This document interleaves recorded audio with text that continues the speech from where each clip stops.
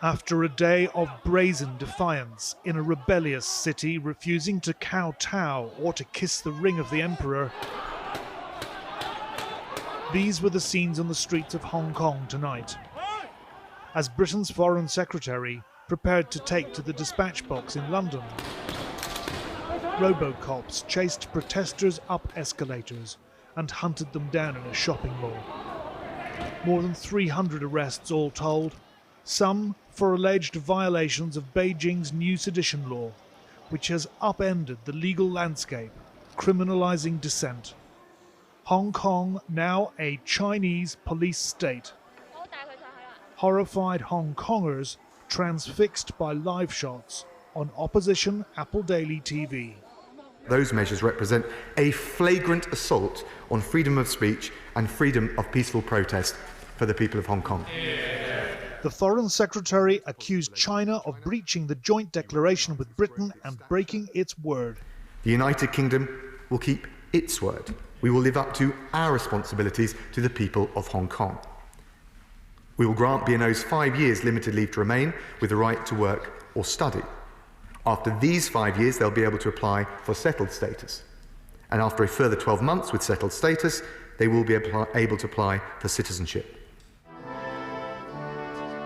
Hong Kongers born before the 1997 handover who either have or are eligible for British national overseas passports can apply. That's 3 million people. We welcome them, the Foreign Secretary said. There will be no quotas. The Sino-British Joint Declaration was signed in 1984. China promised to preserve Hong Kong's freedoms until 2047. Prime Minister, on Wednesday you signed an agreement with China promising to deliver over 5 million people into the hands of a communist dictatorship. This young Hong Kong journalist asked Margaret Thatcher if she felt that was morally defensible. May I not put it to you that the situation now is vastly better for Hong Kong and acknowledges the fact that China wishes the lifestyle of Hong Kong to continue under that agreement. 3.5 decades later, Emily Lau, now a veteran politician herself, has campaigned for Britain to shoulder its responsibilities to the people of Hong Kong. And now this. I think we were all shocked, shell-shocked. Why? Because all these years, the people had no expectation of the British government. They thought that even if we were to sink to the bottom of the Victoria Harbour, the British government would not do anything to help us. So amidst this doom and gloom, there's a little bit of good news coming out of London. Pro-Beijing politicians are less pleased. Before the new law was passed, Hong Kong's former Secretary for Security told me Boris Johnson was just grandstanding, offering Hong Kongers a bolt hole. We all had to sound heroic every now and then, get on a high horse, But he doesn't really understand how one country, two systems work. Can the British public take 3 million Hong Kong Chinese? Are they prepared to do that? How would the British public react to that, So there's a limit to how much they can really... How would China react to it? I think China would be very angry. As Hong Kong convulses in disgust at Beijing's bruiser tactics, a post-COVID world order is taking shape. China's made clear that it feels no compunction to stick to the terms of agreements it made before it reached superpower status. It's picking fights and warning those who resist to back off.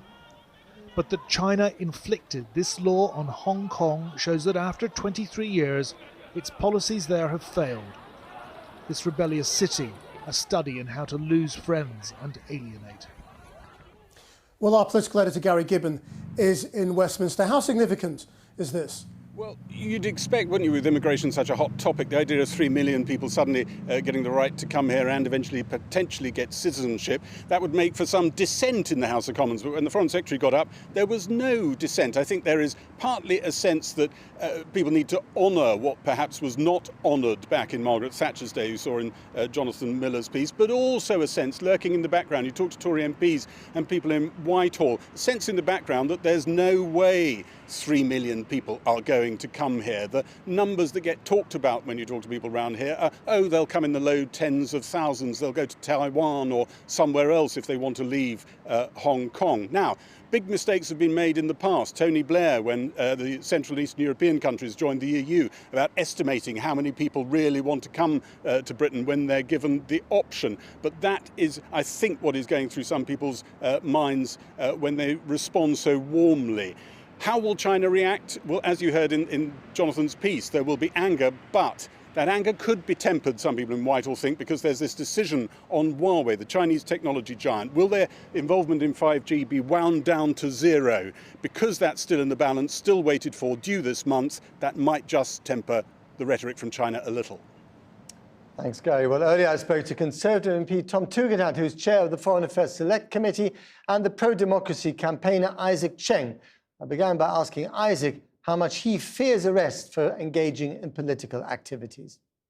Actually, I have been pointed out in the statement of the central government, who pointed me as a black hand who's giving inside the schools and inciting Hong Kong students to come out and fight against the government. So definitely I have some fear for my personal safety and personal security. As you know, the British government has offered 2.9 million people in Hong Kong who have a special status to come to Britain and eventually become British citizens. Do you think you might avail yourself of that opportunity? Actually, I was born in 1999 and I'm 20 years old now. So actually, I don't have BNO passport. But for a lot of Hong Kong people, actually, this is an important lifeboat for them. So if there are any protections that can really protect the safety of the Hong Kong people, actually, every government should do so. Tom Tugendhat, so the language both from Europe and from the United States has got a lot stronger against Beijing when it comes to Hong Kong.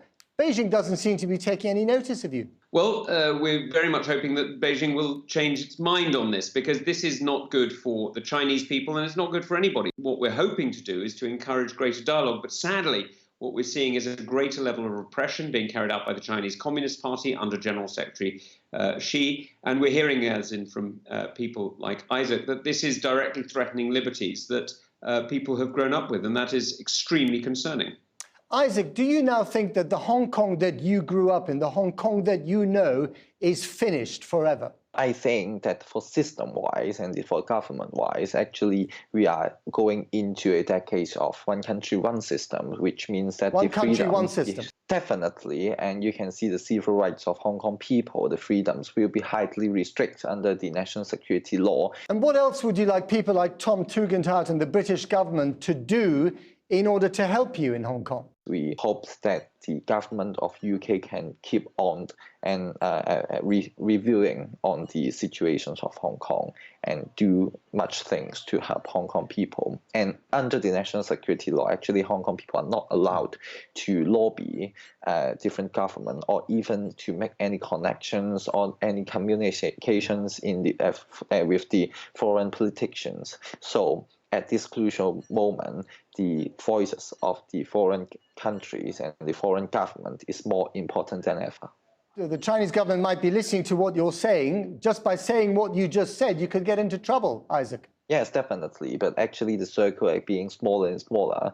And actually, for the Hong Kong people, speaking for a lot of words can be violating the national security law. But actually, today's Hong Kong people shows that under the threat of national security law, we don't afraid, and we still speak for our stance. Tom, I mean, the broader landscape between China and the West seems to have soured quite considerably in recent months. The trade war, COVID-19, Huawei as well, of course. Do you think that it's time for us here in Britain to completely reassess our relationship with the Chinese government? And does that involve pulling the plug completely on Huawei?